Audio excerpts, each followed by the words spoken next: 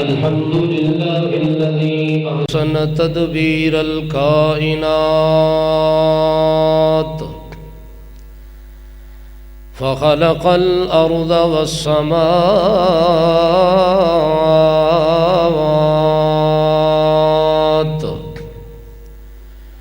وأنزل الماء الفرات من المعصرات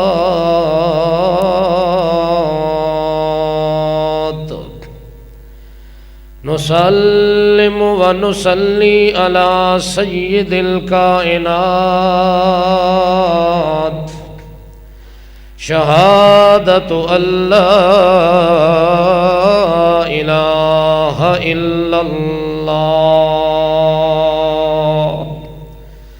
وحده لا شريك له ولا فريق له ولا نظير له ونشهد أن سيدنا وسندنا وإمامنا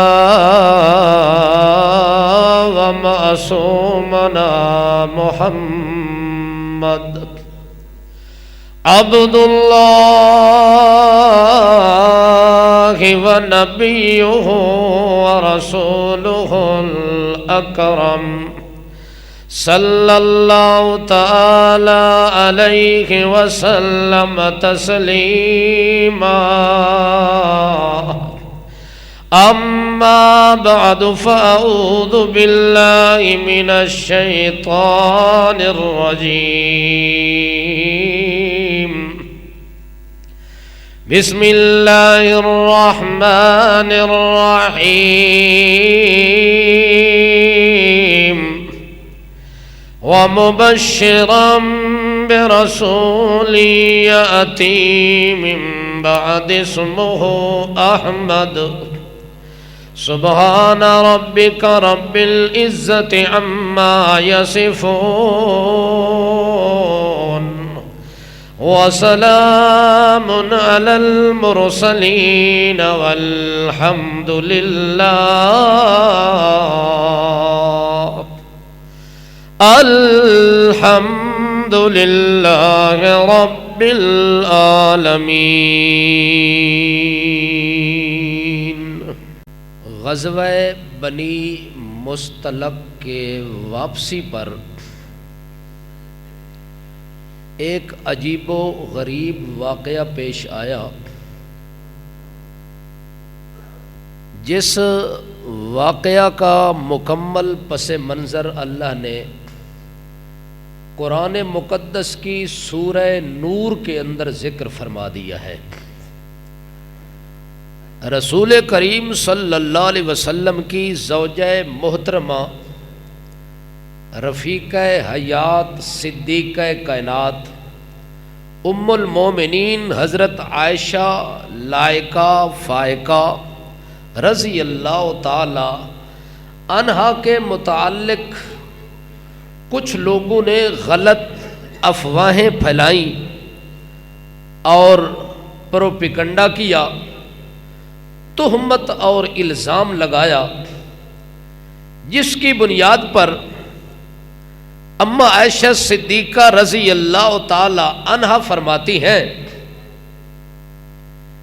کہ قرآن مقدس کے اندر جو میرے متعلق اللہ نے برات کا اعلان کیا ہے اور میرے حق میں اللہ نے قرآن نازل کیا ہے، اس نزول قرآن سے پہلے ایک رات مجھے خواب آیا۔ اس خواب کے اندر میں انتہائی پریشان، غمگین، پشیمان دکھائی دے رہی تھی کہ اچانک خواب کے عالم میں ایک نوجوان نظر آیا۔ اس نے پوچھا کہ آپ پریشان اور غم زدہ زیادہ نظر آ رہی ہیں، وجہ کیا ہے؟ تو اما عائشہ صدیقہ علیہا صلوات اللہ نے فرمایا کہ لوگ جو کچھ میرے متعلق گلی محلے میں کہہ رہے ہیں، میرے متعلق جو پروپیگنڈا کیا جا رہا ہے، اس بات نے میں عائشہ کو غم زدہ کر رکھا ہے، پریشان کر رکھا ہے۔ اس نوجوان نے مجھے کہا کہ میں آپ کو ایک دعا بتلاتا ہوں، آپ ان الفاظ کے اندر رب سے دعا کریں، اللہ کے دربار میں ایک درخواست دائر کریں۔ تو اس نے مجھے وہ دعا سکھائی کہ جب اللہ کے دربار میں آپ جائیں تو یوں گویا ہونا ہے، اللہم یا اول یا آخر، اللہم یا اول والآخر والظاہر والباطن۔ ان الفاظ کے اندر آپ نے دعا کرنی ہے کہ اللہم، اے میرے پروردگار، اے میرے پالنہار، اے مصیبتوں کو دور کرنے والے، اے نعمتوں کو مکمل کرنے والے، اے پریشانیوں کو حل کرنے والے، اے ظالم سے بدلہ لینے والے، اے انصاف پر سب سے زیادہ فیصلہ کرنے والے، اللہم یا اول، اے سب سے اول، اے سب سے آخر، اے ساری دنیا کے اندر ظاہر اور ساری دنیا کے اندر باطن، او ظاہر کمال رکھنے والا، اندر کا کمال رکھنے والا، سب سے پہلے بھی آپ ہیں، سب سے آخر میں بھی آپ ہیں، اور ہمیشہ باقی رہنے والے بھی آپ ہیں۔ اما عائشہ صدیقہ علیہ صلوات اللہ فرماتی ہیں میری آنکھ کھل جاتی ہے جس وقت میں نے خواب دیکھا، اور خواب کے اندر میں نے ان الفاظ کے اندر اپنے رب کے دربار میں دعا کی، اور التجا کرنے کے بعد اچانک میری آنکھ کھل جاتی ہے۔ یوں ہی میری آنکھ کھلتی ہے تو اللہ پاک نے قرآن مقدس کے ذریعے میری برات کے دروازے کھول دیے۔ میری برات کا دروازہ جب کھلتا ہے، خود اللہ کے پاک پیغمبر محمد مصطفیٰ صلی اللہ تعالی علیہ وسلم آتے ہیں اور آ کے کہتے ہیں توبہ لکے یا عائشہ ان اللہ قد براک من السماء۔ او عائشہ مبارک ہو، عائشہ مبارک ہو، اللہ نے تیری برات کا اعلان کر دیا ہے، آسمان سے اللہ پاک نے تیرے متعلق برات کا اعلان کر دیا، اور قرآن مقدس بھی نازل ہو گیا، اور قرآن نے ان الفاظ کے اندر آ کے عائشہ صدیقہ کی برات کا اعلان فرمایا ہے۔ اللہ فرماتے ہیں سبحانک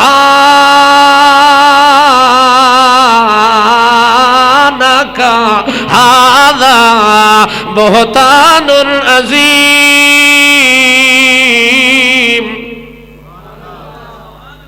اللہ پاک نے ان الفاظ نال برات عائشہ دا اعلان فرمایا کہ عائشہ گھبران دی ضرورت کوئی نہیں۔ اللہ اکبر۔ حضرت ام رومان نے اپنی بیٹی نو تسلی دیتی ہے، حضرت عائشہ نو، کہ بیٹی اس قسم دی گلاں سن کے گھبرا نہ جاویں، اے حسد کرن والے لوگ حسد کر دین مگر اللہ پاک تیری عزت تے داغ نہیں لگن دیندا، چونکہ تو پاک ہے تے پاک بندیاں دی حمایت اور نصرت اللہ آپ کردا ہوندا ہے۔ اس واسطے اللہ نے فرمایا سبحانک ھذا بہتان عظیم۔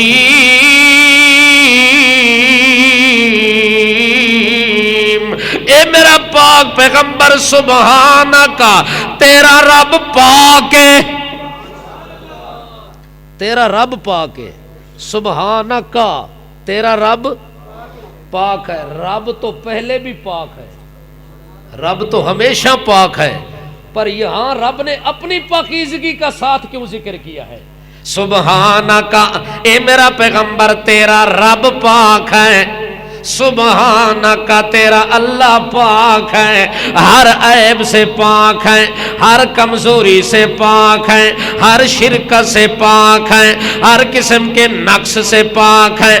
اللہ تو پہلے بھی پاک ہے، پاکیزگی تو تیری ساری دنیا میں مسلم ہے۔ مسئلہ تو میری بیوی کا بنا ہوا ہے، مسئلہ تو میرے بستر کا بنا ہوا ہے، مسئلہ تو میری عائشہ کے متعلق بنا ہوا ہے۔ اللہ فرماتے ہیں ہذا بہتان عظیم۔ دنیا میں ایک دوسرے کے اوپر لوگ بہتان تو لگاتے رہتے ہیں، لیکن اس سے بڑا بہتان کوئی نہیں ہے، اس سے بڑا جھوٹ کوئی نہیں ہے، اس سے بڑا الزام کوئی نہیں ہے جو تیری بیوی کے اوپر لگایا گیا ہے۔ مگر اللہ فرماتے سبحانہ کا، اے میرا پیغمبر تسلی رکھ، جس طرح میری توحید والے بستر میں کوئی شریک نہیں، اسی طرح حرم نبوت والے بستر میں بھی کوئی شریک نہیں۔ تیرا حرم نبوت والا بستر بھی پاک ہے، تیری عائشہ بستر بچھانے والی بھی پاک ہے۔ جب میرا محمد پاک ہے، محمد کی بیوی عائشہ پاک ہے، محمد کی بیوی خدیجہ پاک ہے، محمد کی بیوی زینب بھی پاک ہے، محمد کی بیوی میمونہ بھی پاک ہے، محمد کی بیوی ماریا بھی پاک ہے، محمد الرسول اللہ کی زوجہ محترمہ جو بھی تیرے نکاح میں آئی ہیں وہ ساری کی ساری پاک ہیں، چونکہ میں نے قانون بنایا ہے الطیبون للطیبات، پاک مردوں کے لیے میں نے پاک عورتاں چنی ہیں۔ کیڑی عورتاں؟ مرد بھی پاک، بیوی بھی پاک۔ اللہ حضرت یوسف علیہ السلام کا لوگ کہتے ہیں زلیخا سے نکاح ہوا تھا۔ لوگ کیا کہتے ہیں؟ زلیخا سے نکاح ہوا تھا۔ قانون یہ ہے کہ پیغمبر بھی معصوم ہوتا ہے، کردار کے اندر پیغمبر کی بیوی بھی معصوم ہوتی ہے۔ توجہ ہے؟ ہاں، ما بغت امرات نبی قط، کوئی پیغمبر ایسا نہیں گزرا جس کی بیوی کے اندر اس قسم کا عیب اللہ نے آنے دیا ہو۔ پیغمبر کی بیوی شرک تو کر سکتی ہے لیکن بدکار نہیں ہوتی، گناہگار نہیں ہوتی، کردار کے لحاظ سے معصوم ہوتی ہے۔ اسی لیے یہ سراسر جھوٹ ہے کہ زلیخا کا نکاح کس سے ہوا تھا؟ یوسف علیہ السلام سے۔ زلیخا بد کردار عورت ہے اور یوسف پاک مرد ہے۔ الطیبون للطیبات، پاک مردوں کے لیے اللہ نے پاک عورتوں کا انتخاب کیا۔ اللہ فرماتے میرا محمد صلی اللہ علیہ وسلم آپ بھی پاک ہیں، جو تیرے حرم کے اندر تیرے بستر بچھانے والی میں نے انتخاب کی ہے وہ بھی پاک ہے۔ پھر عائشہ صدیقہ وہ عورت ہے جس کا انتخاب اپنے نبی کے لیے خود اللہ نے کیا تھا۔ اللہ کا علم بھی کامل ہے، کامل علم والے کے اندر یہ کمال موجود ہوتا ہے کہ وہ سارے حالات سے واقف ہوتا ہے۔ اگر پیغمبر کی بیوی کے اندر کل جا کے یہ عیب پیدا ہونا ہوتا تو اللہ نبی کے حرم میں عائشہ کو نہ آنے دیتا۔ عائشہ کو اللہ نے اسی لیے پیغمبر کی بیوی بنا کے انتخاب کیا۔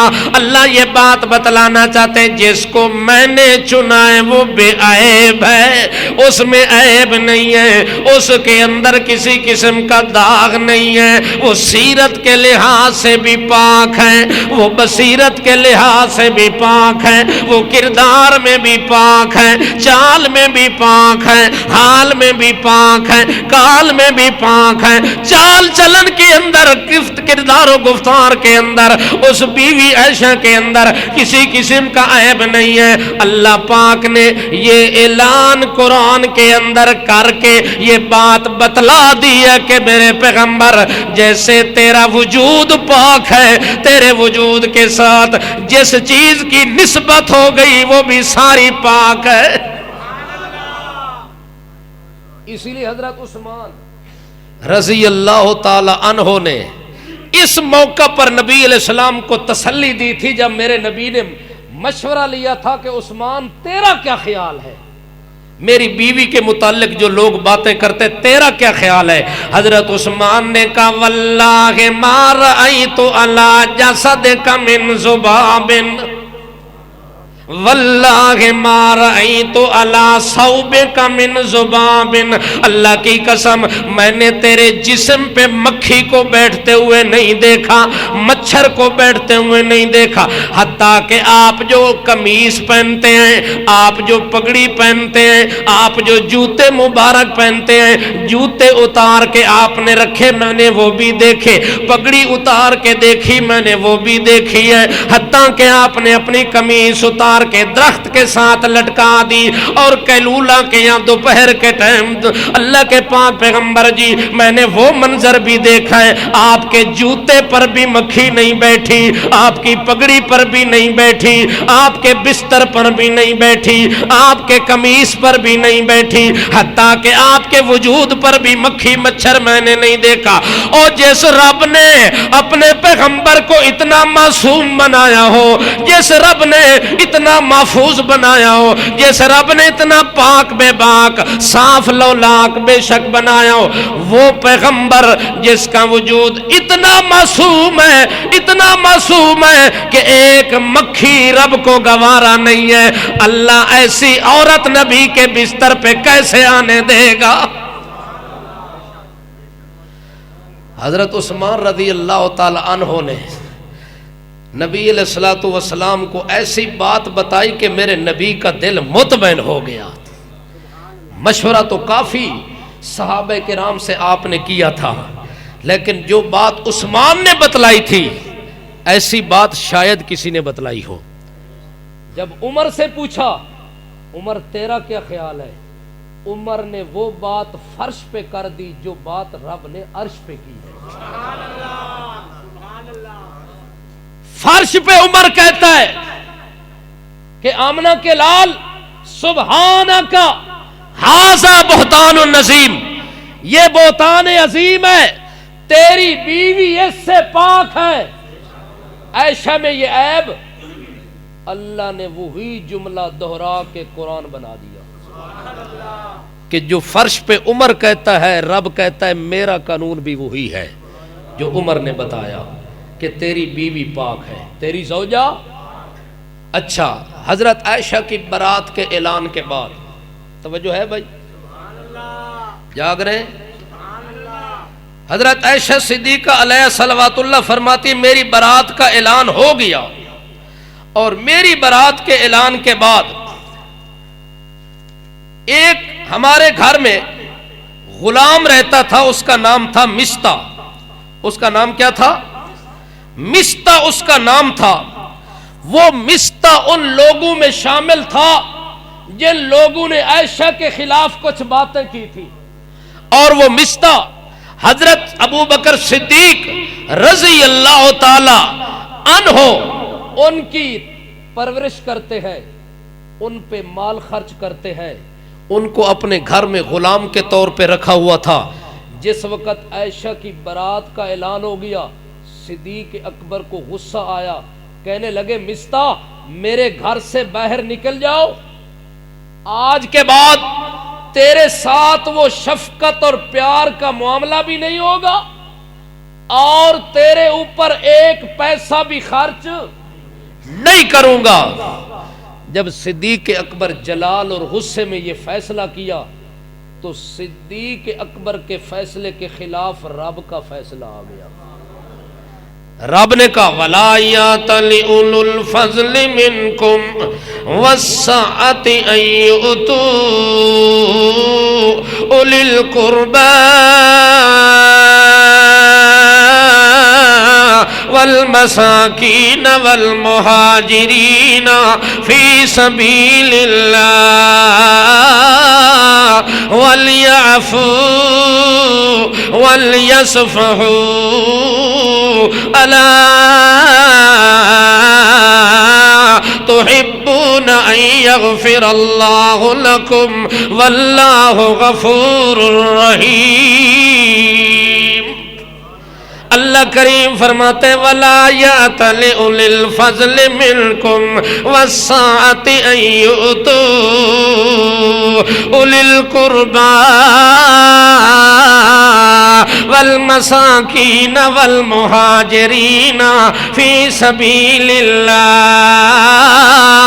اے میرے پاک پیغمبر آپ ان لوگوں کو بتلا دے جو تیرے دین میں مالدار بھی ہیں اور دیندار بھی ہیں. وہ لوگ جو مالدار بھی ہیں دیندار بھی ہیں. ابو بکر صدیق مالداری میں بھی پہلا نمبر, ابو بکر صدیق دینداری میں بھی. وہ بولو صدیق اکبر کا تو مقام ایسا ہے, اس کے لیے تو ایک مستقل جمعہ ہونا چاہیے جس میں صدیق اکبر کے میں اوصاف بیان کروں تو ٹیکسلا والوں آپ کی آنکھیں کھل جائیں گی کہ ابو بکر صدیق جو میرے نبی کی صف اول میں مقتدی بن کر آیا وہ کس شان کا مالک تھا. کیا خیال ہے, سنیں گے؟ کوئی ترتیب بنا لیں, چلو اس کے متعلق پھر بات. اللہ کے پاک پیغمبر محمد مصطفیٰ صلی اللہ تعالی علیہ وسلم کو اللہ فرماتے میرے پیغمبر جو مالدار بھی ہیں اور دیندار بھی ہیں ان کو یہ میرا پیغام دے دے کہ وہ لوگ جو تمہارے رشتہ دار بھی ہیں, یعنی وہ مستہ ابو بکر کا رشتہ دار بھی تھا, والمساکین اور غریب بھی تھا, والمہاجرین فی سبیل اللہ اللہ کے راستے میں ہجرت کرنے والا بھی تھا. اللہ پاک فرماتے ہیں میرے پیغمبر ان کو یہ بات بتلا دے وَلْيَعْفُوا وَلْيَصْفَحُوا. ابو بکر کو کہہ دے اس کو چاہیے کہ اس کو معاف کر دے, درگزر کر لے سارا معاملہ. اللہ تحبون ان یغفر اللہ لکم واللہ غفور رحیم. اے میرے پاک پیغمبر آپ ابو بکر کو بتلا دے کیا آپ نہیں چاہتے کہ میں تیری مغفرت کر دوں, تو اس کو معاف کر دے اور میں تمہیں معاف کر دوں. جس وقت یہ آیت نازل ہو گئی نبی علیہ السلام نے ابو بکر صدیق کو بلایا اور صدیق کو بلا کے کہنے لگے یا صدیق, او ابو بکر صدیق جو فیصلہ تو نے فرش پہ کیا ہے رب کو عرش پہ تیرا فیصلہ پسند نہیں آیا.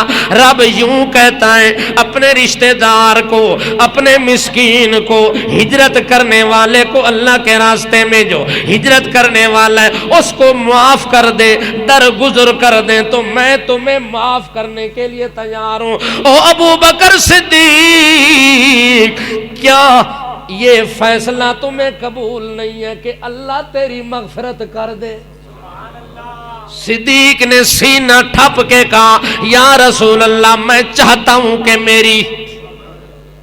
میری مرضی ہے اللہ معاف کر. اگر اللہ مجھے معاف کرتا ہے تو اس میں جتنا بھی مجھے نقصان ہو کوئی پرواہ نہیں, میں وہ سارے نقصان تو اٹھا لوں گا, لیکن جو رب کی طرف سے مغفرت مل گئی ہے اس کو میں چھوڑنے کے لیے تیار.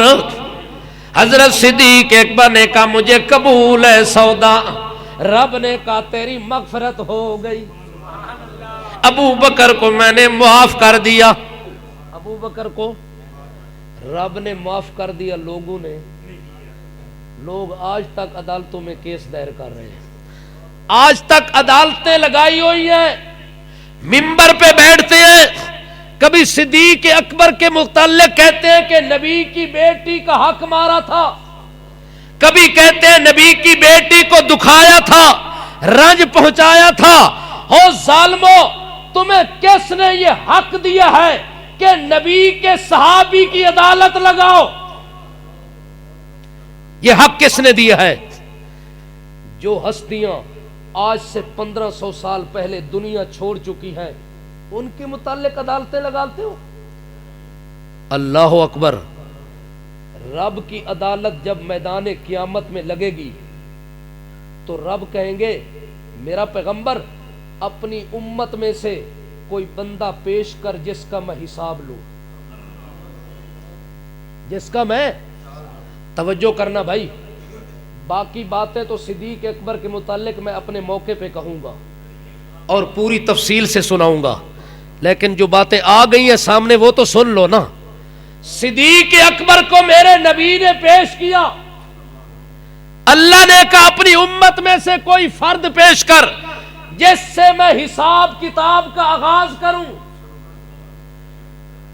ابو بکر صدیق کو میرا نبی پکڑ کے پیش کر دے گا۔ یا اللہ، میری پوری امت کا خلاصہ یہ ہے، میری 23 سالہ دور نبوت کا محنت کا نچوڑ یہ ہے، حساب لینا ہے تو اس سے لے لے۔ جب صدیق پیش ہوگا اللہ کہیں گے آپ نے ایسا بندہ پیش کیا ہے جس کا میرے دربار میں حساب ہی نہیں ہے۔ اور جس ابو بکر صدیق کو عدالت الہی کے اندر بھی بری کر دیا گیا کہ اس کے خلاف کوئی مقدمہ نہیں، کوئی کیس نہیں، کوئی جرم نہیں، کوئی قصور نہیں، میں کیا حساب کروں؟ بغیر حساب کے ابو بکر فی الجنہ۔ ابو بکر کو کہاں لے جاؤ؟ اور حساب بھی، اور اے کالی بوتھی والا حساب کر رہے ہیں، اے پیچھے دا پلیت حساب کر رہے جنوں استنجے دا پتہ کوئی نہیں، جس نو پاکی پلیتی دا پتہ کوئی نہیں، جیڑا اندروں باہروں نجس ناپاک اور پلیت مسجد دے اندر آن دے قابل نہیں، او بندہ ابو بکر صدیق دے خلاف عدالتاں لا کے بیٹھا ہے کہ ابو بکر نے یہ کیا تھا، ابو بکر نے یہ کیا تھا، یہ کیا تھا۔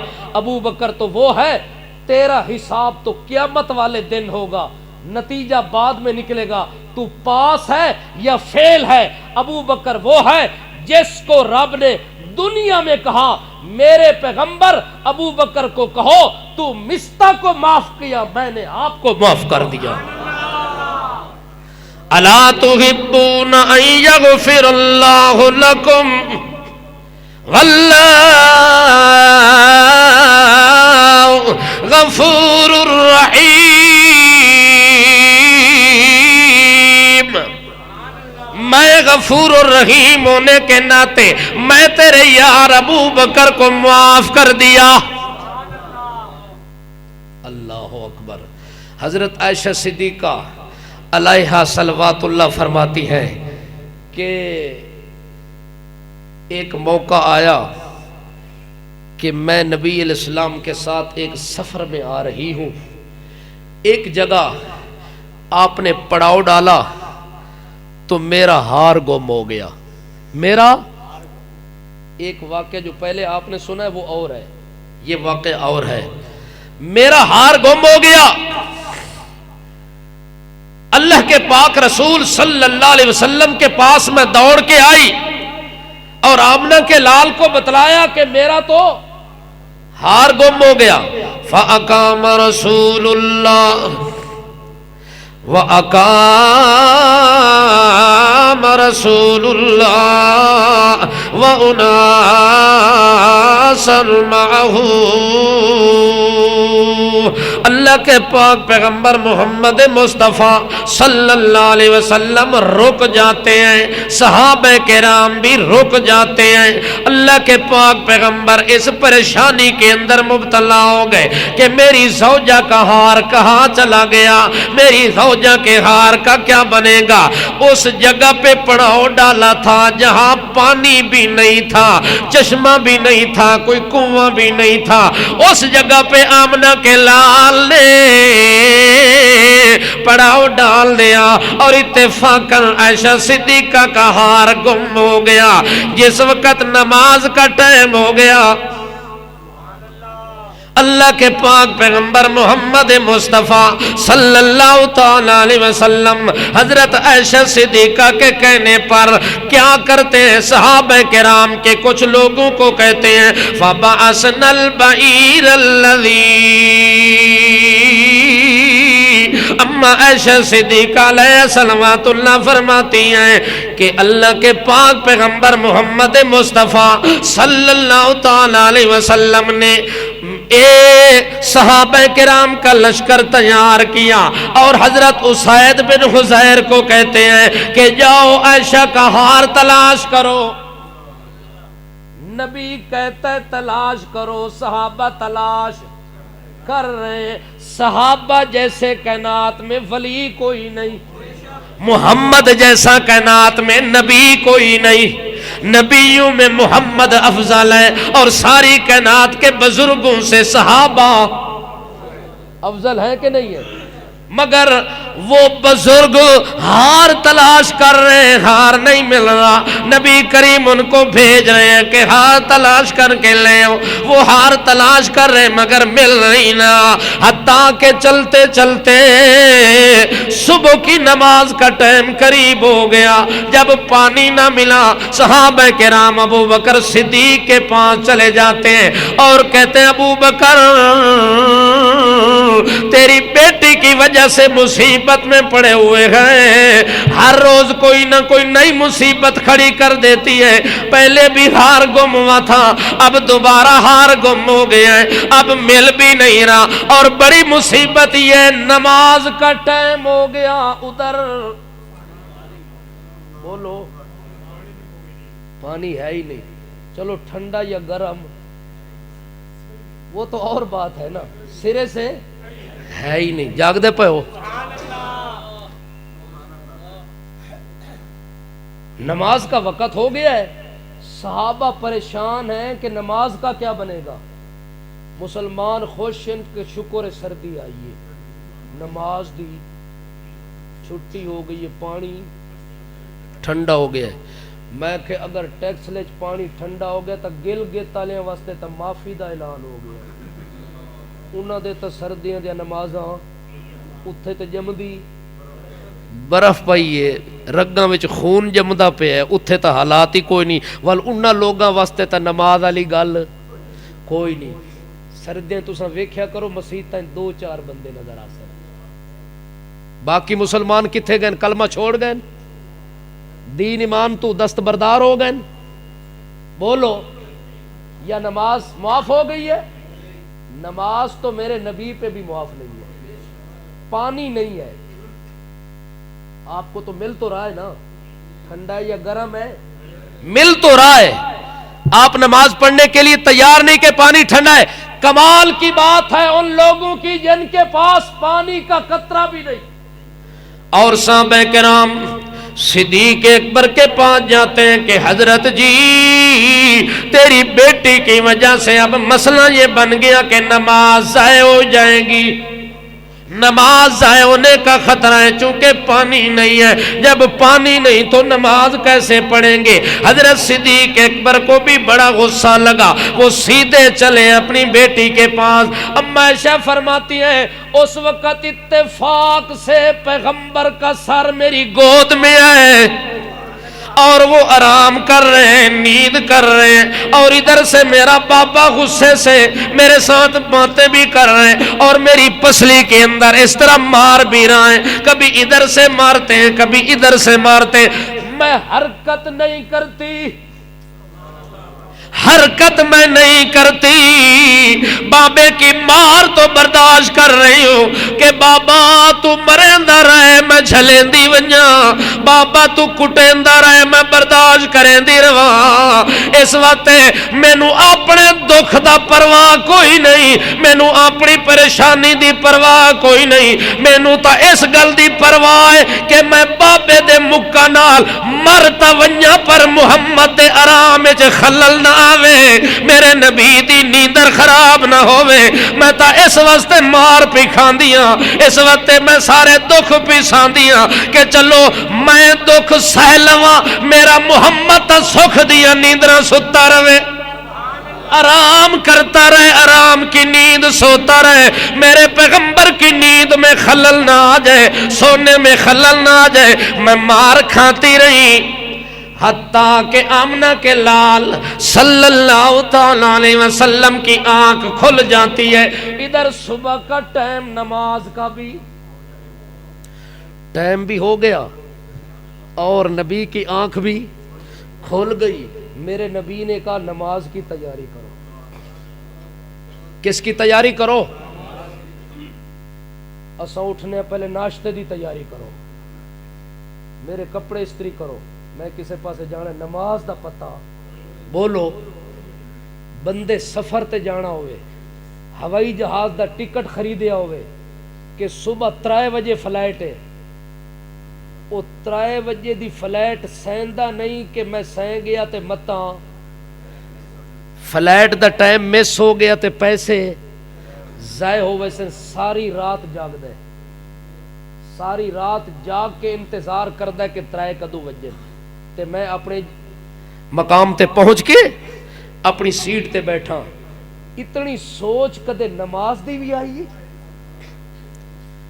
اتنی سوچ ہم نے یہ بھی سوچی ہے کہ رات 15 گھنٹے کی رات ہے ساری رات رب کہتا ہے سوئے رہو آدھے گھنٹے کے لیے اٹھ کے میرے پاس بھی آ جاؤ میرے سامنے بھی آ کے پیشانی جھکاؤ اور مجھے راضی کر لو ساری رات بندہ سوتا ہے صبح کی نماز کے لیے آدھے گھنٹے کے لیے اٹھتا ہے ساری رات کی نیند رب عبادت لکھوا دیتا ہے کیا خیال ہے نماز پڑھنی چاہیے کتنیاں نہیں جمعہ سب سے بڑی نماز جمعے کی ہے اس میں اتنی برکت ہے 8 دن کی نمازیں معاف ہو جاتی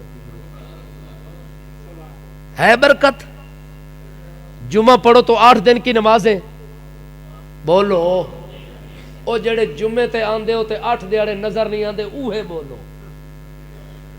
جمعے کے بعد مسجد میں آنا جو گناہ سمجھتے ہیں جو اپنے اوپر نماز کو معاف سمجھتے ہیں وہ مجھے بتائیں کہ کس کتاب میں آپ نے پڑھا ہے کس عالم اور معلم سے آپ نے سنا کہ جمعہ پڑھو تو 8 دن چھٹی کوئی نماز نہیں کوئی ایسی کتاب ہے کوئی ایسا خطاب ہے کسی کا نہیں ہے تو پھر آپ کیا کر رہے ہیں نماز پڑھنی چاہیے کہ نہیں کتنیاں پرسوں 5 کتنیاں ورنہ کٹی سی گانج ہر پاسو لتر لگ سن کسے پاسو خیر دی خبر نہیں آن لگی کمال ہے ابو بکر صدیق رضی اللہ تعالی عنہ اپنی بیٹی کو غصے ہو رہے ہیں تو نماز کی وجہ سے کہ نماز مسلمانوں کی آپ کی وجہ سے ضائع نہ ہو جائے ہر روز کوئی نہ کوئی مصیبت کھڑی ہو جاتی ہے اتنی دیر میں آمنہ کے لال نے کہا تیاری کرو صحابہ کرام کہتے یا رسول اللہ اب پانی نہیں ہے نماز کی تیاری کیسے کریں کوئی قریب چشمہ بھی نہیں ہے کنواں بھی نہیں ہے اتنی دیر میں باتیں ہو رہی ہیں اتنی دیر میں اتانی جبرائیل اللہ کے پیغمبر فرماتے ہیں میرے پاس جبریل امین آ گیا جبریل آ کے کہتے ہیں وَإِن كُنْتُمْ مَرْضَىٰ أَوْ عَلَىٰ سَفَرٍ أَوْ جَاءَ أَحَدٌ منكم من الغائط او لامستم النساء فلم تجدوا ماء فتيمموا صعيدا طيبا وامسحوا بوجوهكم وأيديكم والله غفور رحيم. اللہ اکبر. قربان جاوا صدیق دے گھرانے تو، قربان جاوا صدیق اکبر دے گھرانے تو. دیکھو صدیق اکبر پریشان ہے، صحابہ پریشان ہے، خود آمنہ کا لال پریشان ہے. رب کیا کہتا ہے؟ وَإِن كُنتُم مَّرْضَىٰ أَوْ عَلَىٰ سَفَرٍ أَوْ جَاءَ أَحَدٌ منكم من الغائط أو لامستم النساء فلم تجدوا ماء فتيمموا صعيدا طيبا فامسحوا بوجوهكم وأيديكم والله غفور رحيم. اللہ فرماتے میرے پیغمبر آج کے بعد قانون آ گیا. پہلے یہ قانون نہیں تھا کہ ہر صورت میں پانی ہوگا تو نماز، پانی نہیں تو نماز بھی نہیں. توجہ ہے؟ وضو کرنا ہے، ہر صورت پانی تلاش کرنا ہے. مگر اب اللہ فرماتے ہیں اگر بندہ مریض ہو جائے، کیا ہو جائے؟ مریض ہو جائے، ڈاکٹر کہے کہ پانی کے قریب ٹھنڈے پانی سے وضو کیا تو بیمار نہیں، مر ویسے، تیرا جنازہ پڑھیا ویسی، تینوں قبر چ رکھیا ویسی، تیرا کفن دفن ہو ویسی. خیال کری ٹھنڈے پانی دے نیڑے. توجہ ہے؟ ڈاکٹر اگر کہتا ہے آپ مریض ہو گئے، پانی آپ کو نقصان دے گا، ٹھنڈے پانی کے قریب نہیں جانا، مطلق پانی سے وضو بھی نہیں کرنا. اب مسئلہ ہو گیا او علی سفر، آپ سفر میں چلے جاتے ہیں، ایسی جگہ پہ چلے گئے جہاں پانی ہے ہی نہیں. او جاء احد منکم من الغائط، کوئی بندہ مسافر ہو گیا، کوئی بندہ مریض ہو گیا، کسی بندے نے اپنی بیوی سے مقاربت کر دی ہے لیکن اب پانی نہیں ہے. پانی ہے تو ڈاکٹر کہتا ہے قریب نہیں جاتا. اب بندہ کیا کرے؟ شریعت اس کو کیا کہتی ہے؟ شریعت نے آ کے قانون بتلا دیا. مگر یہ قانون اس دن آیا جب عائشہ کا ہار گم ہوا. اس سے پہلے یہ قانون نہیں تھا. ہر صورت پانی، غسل کے لیے بھی پانی ہوگا، وضو کے لیے بھی پانی ہوگا. ہر صورت یہ اللہ نے قانون بنا دیا.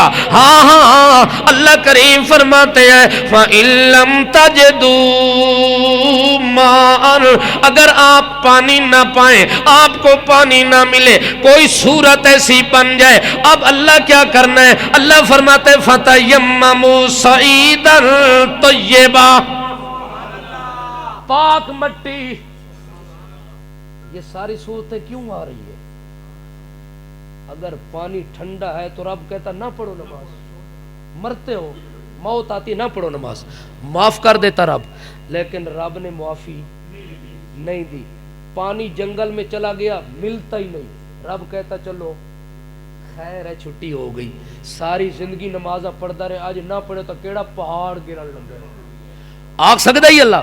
مگر اللہ نے کسی کو اجازت نہیں دی کہ پانی کا بہانہ بنا کے نماز چھوڑ دینا. جنگل میں چلے جاؤ، پانی نہ ملے تو نماز چھوڑ دینا. اللہ نے کسی کو اجازت نہیں دی. اللہ فرماتے ہیں اس کا متبادل راستہ. توجہ ہے؟ جی ٹی روڈ بند ہے، جی ٹی روڈ بند ہے، بندے پنڈی ونجنا ہے، بندہ اور راستہ متبادل اختیار کرسی کے پہنچنا لازمی ہے. ہر صورت گلیاں وچوں گزرسی، محلیاں وچوں گزرسی، ٹوٹے پھٹے تے کچے روڈاں تو گزرسی کے کسے طریقے میں پہنچ ونجا. اللہ فرماتے ہیں اگر پانی نہیں ہے تو متبادل راستہ یہ ہے تیمم کر. ہوں تیمم دا اللہ آکھے تے پتہ کس نو تیمم ہوندا کیویں؟ نمازی نو پتہ جو کوئی نہیں ہے. نمازی 100 سال ہو گئے 50 سال ہو گئے نماز بغیر پانی دے وضو کرنا پوے تے نماز ادا کرنی پوے. نمازی نو تیمم دا آکھو تا او پوچھدا اے کیڑی دوائی دا نام ہے؟ توجہ ہے؟ اے پانی نال ہے کہ دودھ نال ہے؟ اے پیٹ دا علاج کر دیے, میدے دا علاج کر دیے, گردیاں دا علاج کر دے. تیمم کیڑی بلا دا نہ ہے؟ ہن کسے نو ہے پتہ؟ جے ہن میں کسے نو آکھاں تھائی اٹھ کے ذرا مینوں طریقہ دسو, کوئی سجے ڈھاسی تے کوئی کھبے ڈھاسی, او آکھسی ہن میرے گل تے پے گئی مصیبت, میں کیویں دساں؟ توجہ ہے؟ فتیمموا صعیدا طیبا, پاک جگہ ہو, مٹی پاک ہو. کیا کرنا ہے؟ مختصر کام کرنا ہے. توجہ ہے؟ مختصر کام ہو گیا. پاک مٹی پڑی ہوئی ہے, اس کے اوپر ایسے کھلے ہاتھ اس کے اوپر لگاؤ, 2 دفعہ لگا کے ان ہاتھوں کو اس طرح جھاڑ لو, مٹی نیچے گر جائے. اللہ یہ نہیں چاہتا کہ تیرا منہ خراب ہو, چونکہ بڑا خوبصورت چہرہ ہے تیرا, سبحان اللہ, بڑا حسین آدمی ہے تو, بڑا جمیل آدمی ہے. دنیا تمہیں دیکھتی ہے, تیرے چہرے کو دیکھتی ہے, تو بڑا حسین ہے, تیرا چہرہ بھی خراب نہ ہو. مٹی کے اوپر صرف ہاتھ لگا, وہ ہاتھ بھی جھاڑ کے پھر اس طرح کر, چہرے کی جو حدود جس میں پانی ڈال کے تو دھونے کے لیے استعمال کرتا ہے, وہ ساری حدود یہاں سے لے کر یہاں تک, یہاں سے لے کر یہاں تک, یہ اپنے چہرے پہ ہاتھ پھیر لے, تیرا وضو. پھر دوسری مرتبہ, توجہ ہے, دوسری مرتبہ تو مٹی کے اوپر ہاتھ رکھ, پھر اس طرح کر, اے کونی تک, پھر یہاں تک, پھر یہاں تک, پھر یہاں تک, پھر اس طرح کر. مسح ہو گیا, ہاتھ بھی دھوئے گئے, منہ بھی دھویا گیا, پاؤں کی طرف جانے کی ضرورت ہی نہیں ہے. وَامْسَحُوا بِوُجُوهِكُمْ وَأَيْدِيكُمْ, بس سر کا مسح, ہاتھوں کا مسح, یہ سارا جب تو کرے گا تو تیرا یہ متبادل راستہ وضو کا ہو گیا. اب اللہ فرماتے ہیں بغیر پانی کے اس عمل کو کرنا تیرا کام ہے, وضو جیسا ثواب دینا میرا کام ہے. توجہ ہے؟ مطلب یہ ہے کہ تیمم تک کر سو مگر نماز دی چھٹی کوئی نہیں. پانی ٹھڈا ہے تاوی پڑھ سو, گرم ہے تاوی پڑھ سو, چونکہ نماز فرض ہے. نماز کیا ہے؟ فرض ہے. باقی کوئی عذر ہے, کوئی معذرت ہے تو اللہ نے اس کا بھی طریقہ. آپ جاگ رہے ہیں؟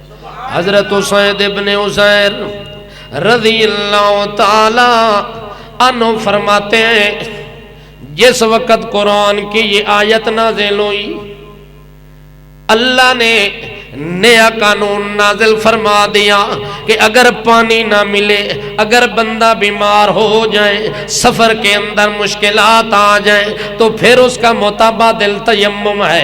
اس وقت حضرت اسید ابن حضیر کہتے ہیں عائشہ مبارک ہو, بڑی مبارک عورت ہے عائشہ, اللہ نے اس عائشہ کے اوپر بڑی بڑی برکتیں نازل کی ہوئی ہیں.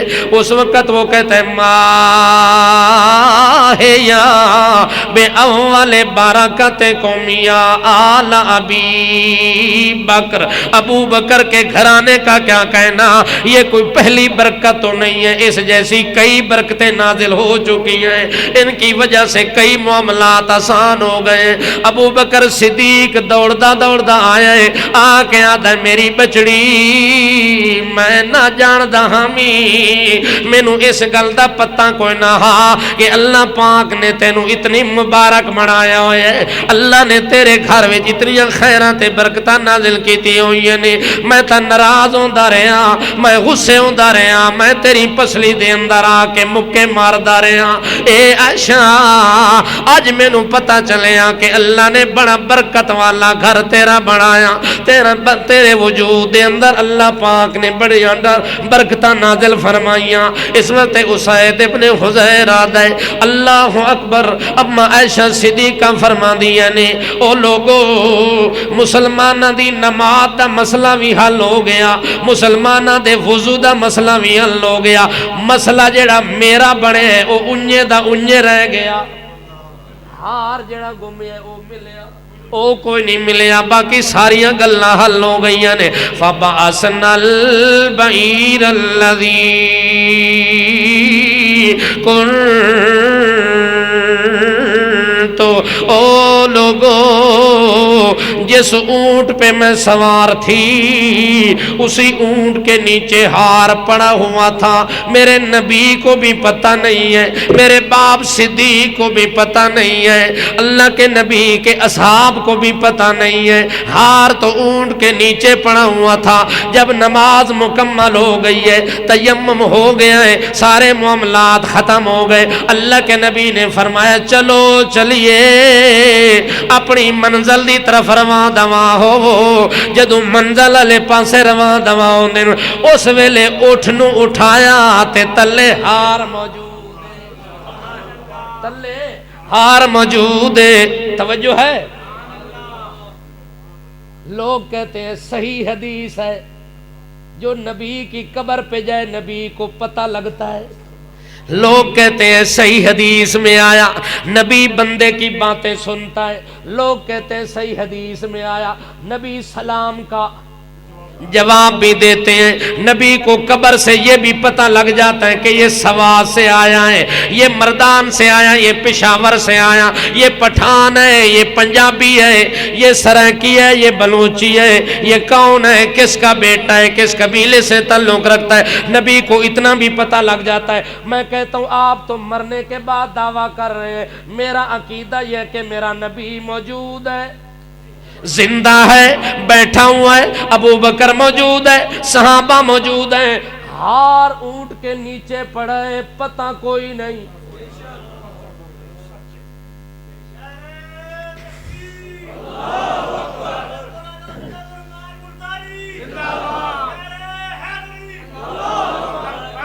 یاد رکھی وہ یار، پکے ہو گئے ہو، ماشاءاللہ ماشاءاللہ، آنکھوں سبحان اللہ، اللہ اکبر۔ ہار اونٹ کے نیچے پڑا ہوا ہے، میرا ایمان قرآن کے مطابق، صحیح حدیث کے مطابق، یہ حدیث ہے عائشہ کا واقعہ، اس کی تائید میں قرآن آیا، قرآن اس میں آیا کہ ہار گم ہو گیا ہے، توجہ ہے، اور مل نہیں رہا، اور وہاں پانی بھی نہیں ہے، رب نے پانی کی جگہ تیمم کا حکم دیا، اب حکم نازل ہو رہا ہے، قرآن آ رہا ہے، قرآن بھی کہتا ہے کہ نبی کو ہار نیچے پڑے پتہ نہیں ہے، ابو بکر عائشہ کا باپ ہے اس کو پتہ نہیں ہے، محمد اس کا خاوند ہے اس کو بھی پتہ نہیں ہے، تو پردوں کے اندر دیکھنے والا کون ہے؟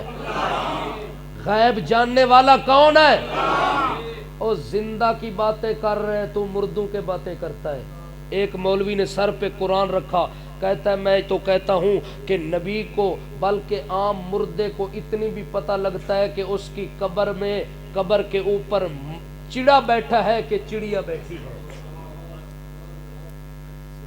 نر اور مادے کا بھی پتہ ہے کہ مردے کو پتہ لگ جائے، توجہ ہے۔